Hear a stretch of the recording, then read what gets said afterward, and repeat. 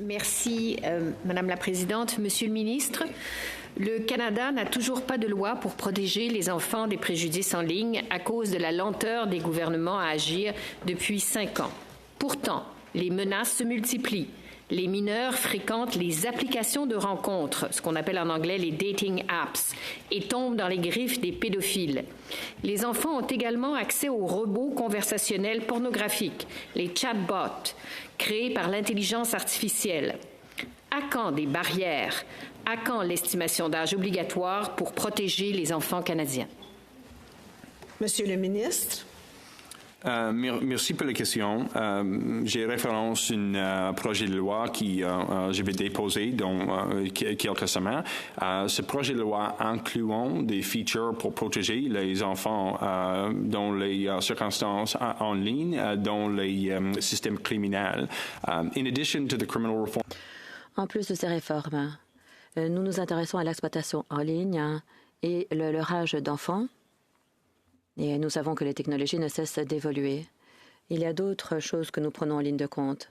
Et ces réformes seront menées à bien par certains de mes collègues. Je ne voudrais pas parler en leur nom, mais le ministre responsable de l'identité de la culture et de l'intelligence artificielle, ces ministres participent à cette conversation pour savoir comment on peut faire avancer ces réformes.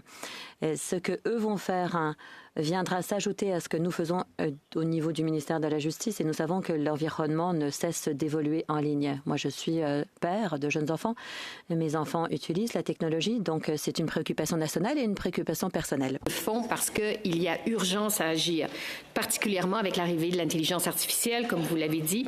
Au Québec, une mère révélait récemment que son fils adolescent utilisait des robots conversationnels pour créer des scénarios de viol, à glacer le sang où il était, où cet enfant était l'agresseur.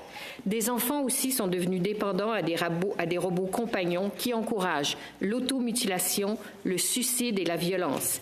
Est-ce le genre de société que vous souhaitez, vous qui avez dit qu'il était père de jeunes enfants? Monsieur le ministre. Well, clearly not. Évidemment que non. Je pense que tous les Canadiens, peu importe le parti politique, peu importe s'ils sont ici au Sénat ou à la Chambre des communes, personne ne veut ce genre de société. Ce qui est important, c'est que nous devons trouver des solutions, déterminer quelles sont les solutions qui sont à notre disposition et comment est-ce qu'on peut les concrétiser, ces solutions, pour réagir à la technologie qui ne cesse d'évoluer plus rapidement d'ailleurs que notre rythme de réaction. Certaines des solutions, quand on pourra identifier les agresseurs ou bien les activités criminelles, sera de s'assurer que ces personnes rendent des comptes. On devra aussi s'assurer que les plateformes canadiennes ou qui sont ici au Canada sont assujetties à des règles ou des politiques qui sont conçues pour protéger les enfants.